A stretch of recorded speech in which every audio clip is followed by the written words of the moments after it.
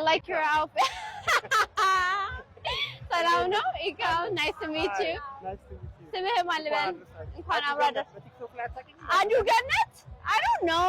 I don't Really? I'll follow you back in Giddy. I was going to ask you a few questions for TikTok. ስለ ኢትዮጵያ ቀን ምን ታስባለህ?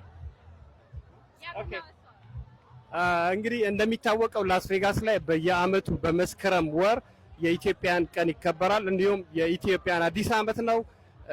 እንኳን አደረሳችሁ። በመጀመሪያ ሁላችሁም በመላው ዓለም የምትገኙ ኢትዮጵያውያን፣ ኤርትራውያን እንኳን አደረሳችሁ እላለሁ። እጅግ በጣም የምንወደውና በጉጉት የምንጠብቀው ቀን ነው ዛሬ። በነገራችን ላይ ዘንድሮ እጅግ በጣም ተለይቶብኛል።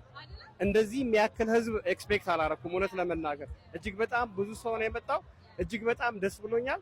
ኢትዮጵያዊነታችን፣ አንድነታችን እየተመለሰ ይመስለኛል ሳየው እና በጣም ደስ ብሎኛል። ቴንክ ዩ። በዚህ አጋጣሚ ስለ ኢትዮጵያ እንግዲህ አሁን ፌድ እንዳያደርግ የምትፈልገው አንድ ካልቸር ስለ ኢትዮጵያ እንዳይጠፋ የምትፈልገው አንድ ቢግስት ቲንግ።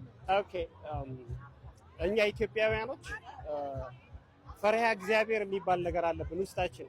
ሰዎችን ማክበር፣ ከመቀመጫቸው ብድግ ብለው ሰዎችን ማክበር፣ ብዙ ነገሮች አሉ በእኛ ጊዜ ማለት ነው። የ90ዎቹ የ80ዎቹ ምናምን ብዙ ከቤተሰብ የወረስነው ነገር አለ እና ያ ነገር እንዲቀጥል ነው የምፈልገው። ላይክ በአጠቃላይ ፈሪሃ እግዚአብሔር እንዲኖረን ነው የምፈልገው። ፈሪሃ እግዚአብሔር ካለ ደግሞ ሁሉም ነገር አለ።